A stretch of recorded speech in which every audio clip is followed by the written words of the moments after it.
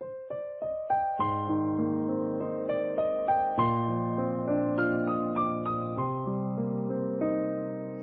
بنسمع عن استخدام الخلايا الجذعية في علاج العديد من الأمراض، لكن الجديد هو أن الخلايا الجذعية بيتم استخدامها في عمليات التجميل والليزر وإزالة التجاعيد، ومن المنتظر أن يحقق طفرة في السنوات القادمة.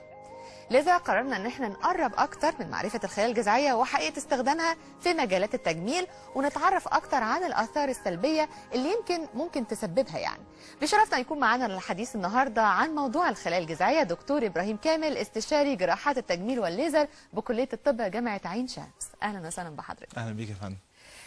كتير بنسمع عن الخلايا الجذعية، ولكن انا يعني يمكن من قراءاتي عايز اعرف اصلا مكانها فين في الجسم الخلايا الجذعية.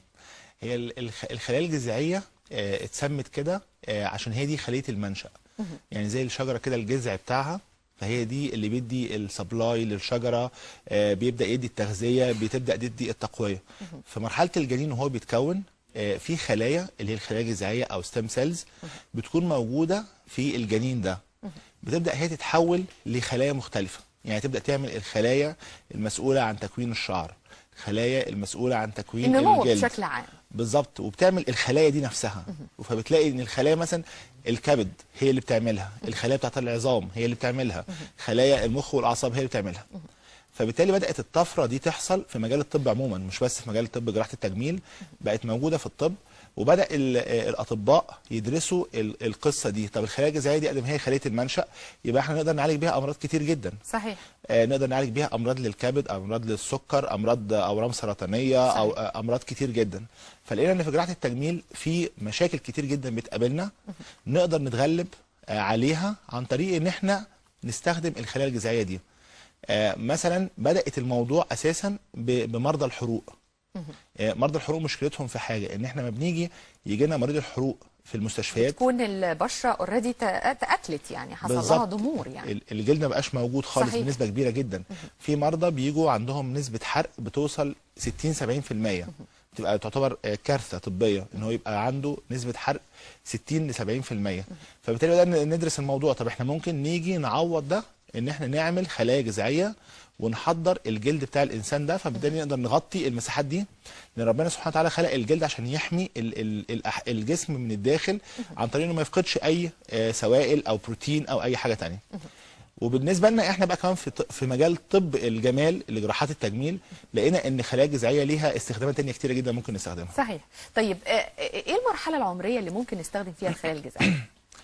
بصي، هو دلوقتي في فرع جديد من الطب كمان ظهر داخل طب الجمال في جراحات التجميل بيسموه انتي ايجينج ميديسن، او الاسم ممكن باللغه العربيه يبقى اسمه شويه يعني طب مقاومه الشيخوخه او طب الحفاظ على الشباب.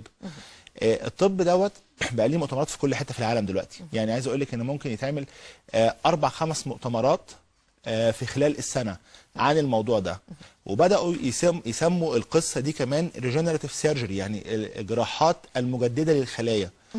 كل الحاجات دي بتتعمل ليه؟ عشان نقدر نبحث اكتر وندور اكتر الخلايا دي نقدر نحصل عليها ازاي، نقدر نكتر من عددها. لان هي مش مشكله الحصول بس عليها، ان احنا عايزين نجيبها لازم نحفزها ونكتر العدد. بالزبط. الموجود اللي جوه في الجسم. بالزبط. طيب يعني يمكن كنت تساؤلي برضو عن حضرتك طبعا كدكتور تجميل بيجي لك حوادث او كده، بيحصل كسر في يمكن في عظمه الفك، وليكن حاجه في الجمجمه. حضرتك ازاي بنستخدم الخلايا الجذعيه في التوقيت ده؟ في حالات كتير زي ما انت قلتي بالظبط كده. حالات زي كسر الفك مثلا، ممكن الكسر يكون كسر بدون فقدان في العظام.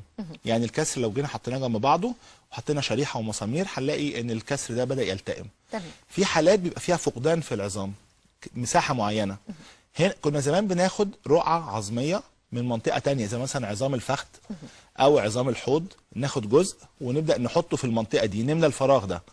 دلوقتي الخلايا الجذعيه التقنيات بتاعتها نقدر نخليه نحط من الخلايا الجذعيه في المنطقه ديت، فبالتالي تقدر هي تبني الخلايا العظميه في المكان ده، وبالتالي نقدر نغطي يعني الفراغ ده. بناخد يمكن عايزه بس اوضح للمشاهد العربي والمصري ازاي بنستخدمها. يعني دلوقتي مثلا زي ما حضرتك قلت ان في منطقه او سبيس مش موجوده بالظبط، فراغ. بناخد فراغ، بنقدر ازاي نكون الخلايا الجذعيه ونرجعها تاني نحطها في المكان ده؟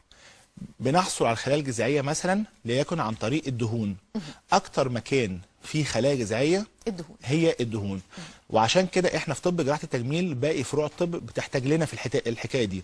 احنا بنقدر نعمل شفط للدهون او شفط للخلايا الدهنيه، فبالتالي نقدر نسحب كميات كبيره من الخلايا الدهنيه، وبالتالي نقدر نحضر منها الخلايا الجذعيه دي.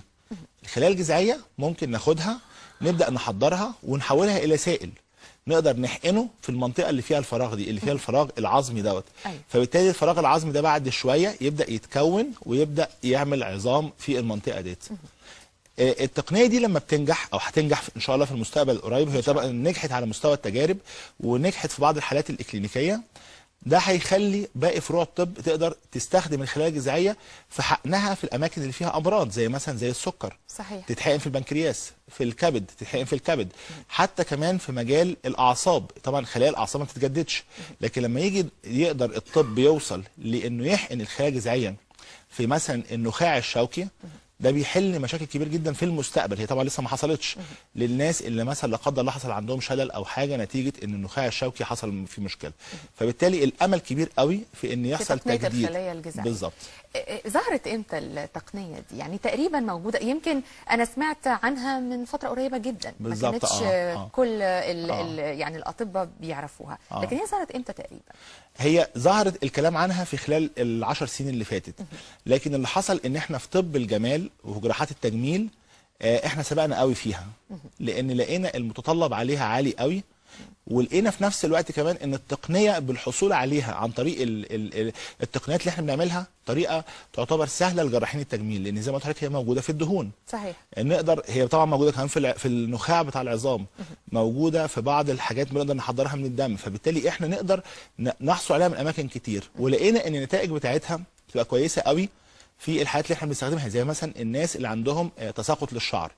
في حالات كتير قوي بتيجي مثلا سيدات او رجاله كمان شعرهم خفيف جدا وفي منطقه يعني الصلع او كده، نقدر نستخدم التقنيه دي لطلوع الشعر تاني. بالظبط، بس هي مش لعلاج الصلع الرجالي، هي للتقنيات تساقط الشعر نتيجه ست مثلا حملت مره او كذا مره وحصل عندها تساقط في الشعر. في ستات مثلا بترضع فبيحصل تساقط في الشعر. صحيح. بعض الحالات النفسيه مثلا ست بتمر بحاله نفسيه سيئه، توتر او حاجه، فبنقدر نحقن الخلايا الجذعيه عشان تساعد على تجديد الشعر مره ثانيه. بعض الشباب او الولاد مثلا اثناء فتره الامتحانات بيحصل عندهم توتر فالشعر بيتساقط كتير. صحيح. كمان البشره، حته ان احنا نقدر نجدد خلايا الجلد ونقدر نجدد خلايا البشره، علاج الهالات السمراء حوالين العينين. النتائج بتاعه الحقن بالخلايا الجذعيه بتاخد وقت طويل ولا النتائج بنلاقيها فوريه؟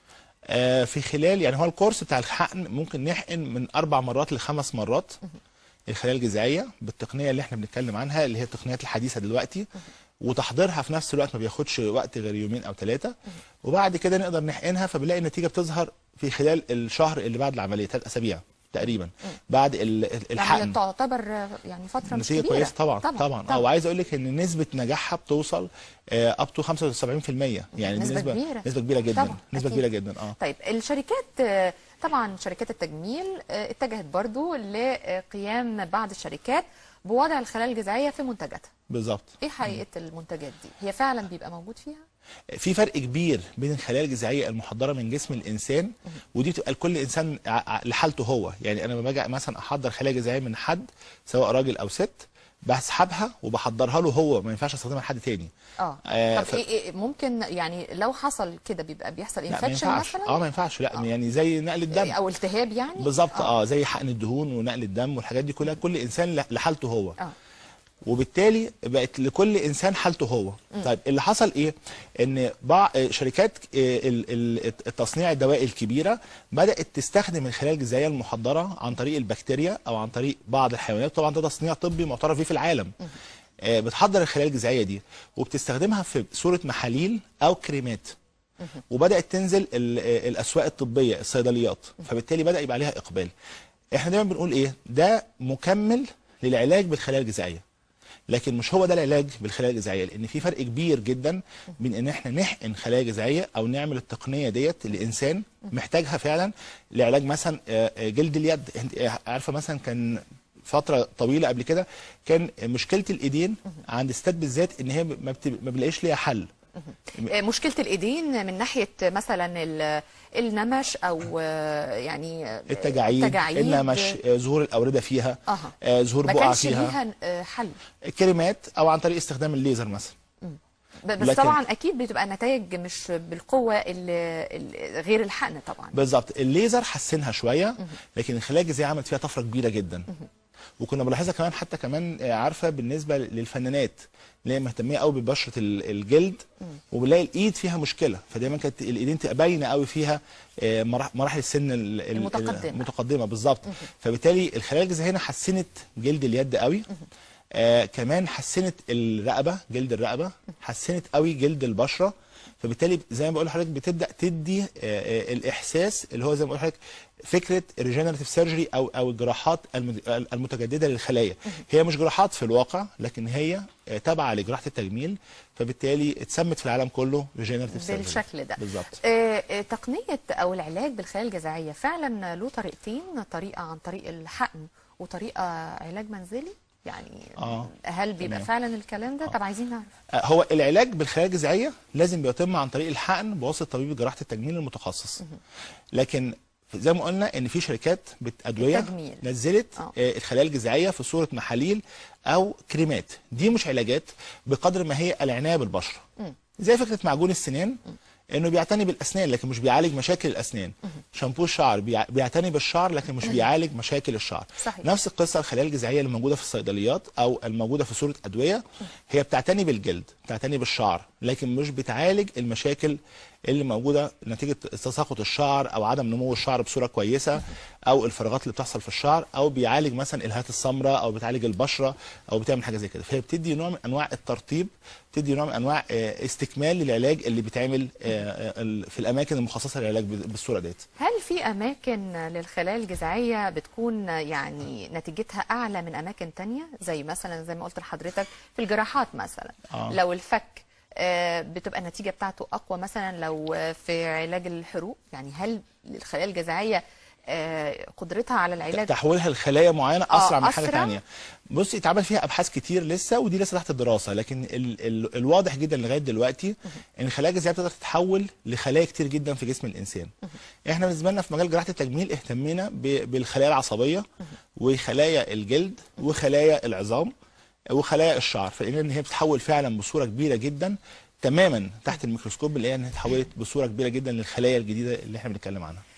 برضو سؤال يمكن أكيد المشاهدين كتير هيسألوه، لو عندي ابني حصل له مثلا زي ما حضرتك بتقول تساقط للشعر نتيجة الثانوية العامة، نتيجة أي سبب قهري زي ما بيقولوا، هل الخلايا الجذعية في التوقيت ده بيكون خطر عليه أو بيكون تمام بالنسبة له؟ يعني المرحلة العمرية وخصوصا لما تكون صغيره كمان، يعني مش شرط الثانويه العامه، يعني ممكن يبقى من 5 سنين 6 سنين بيحصل اي حاجه، هل ممكن برضو الخلايا الجذعيه بتكون مفيده في الحالات دي؟ مفيش موانع خالص استخدام الخلايا الجذعيه في اي مرحله عمريه، لكن دايما بنقول مثلا علاج تساقط الشعر ده يبدا التعامل معاه بعد مرحله البلوغ. علاج مشاكل البشره برضو نفس القصه، لكن ما ينفعش مثلا نتعامل معاها في طفل، لان الطفل لسه في مرحله النمو، وبالتالي بيبقى ليه وسائل علاج ثانيه مختلفه في مرحله الطفوله. صحيح. لكن بعد مرحله البلوغ بنقدر نتدخل طبيا وتجميليا ازاي نقدر نحقن الخلايا الجذعيه او اي وسيله علاجيه ثانيه اخرى بحيث الجلد يستفيد منها او الشعر يستفيد منها. صحيح صحيح. طيب دكتور ابراهيم كامل، اخر سؤال، ويمكن برضو زي ما قلت لحضرتك احنا نفسنا نقعد اكتر وقت، لكن طبعا الوقت هو يعني مخلينا مش قادرين نتكلم كتير، لكن عايز اسال حضرتك السنوات القادمه في تقنيه الخلايا الجذعيه في مفاجآت فيها؟ فعلا ده حقيقي، ده هيحصل ان شاء الله مفاجآت كبيره جدا في الفتره اللي جايه القريبه كمان، لان احنا كان لسه عندنا مؤتمر في كليه طب جامعه عين شمس عن الخلايا الجذعيه والريجنراتيف سيرجري، ازاي نقدر يحصل تجديد للخلايا ديت. كان زمان الكلام ده كان مبهم، وكانت الناس كتير جدا بتستغرب هل ده ممكن يحصل ولا لا، لكن دلوقتي في وقتنا ده احنا بنقول ممكن في القريب العاجل نقدر في مفاجآت كتير ممكن تحصل، احنا حتى كمان لسه مش متخيلين ايه اللي ممكن يحصل، فبالتالي ده منتظر قريب ان شاء الله. ان شاء الله. بنشكرك دكتور ابراهيم كامل، استشاري جراحات التجميل والليزر بكليه الطب جامعه عين شمس، واكيد طبعا هيكون لنا لقاءات ثانيه في مواضيع مهمه جدا، وخصوصا الخلايا الجذعيه اللي اكيد شغله بال مصر والعالم العربي. بنشكرك جدا. يا فندم، شكرا، صباح الخير. صباح الفل.